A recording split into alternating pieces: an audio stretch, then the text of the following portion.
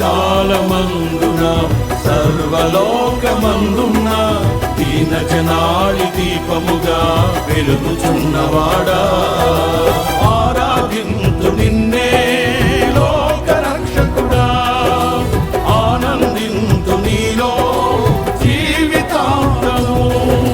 నీ కృప ఎంత ఉన్నతమో వర్ణించలేదు స్వామి, నీ కృప యందు తుది వరకు నడిపించు యేసయ్యా. నా తోడు నీవుంటే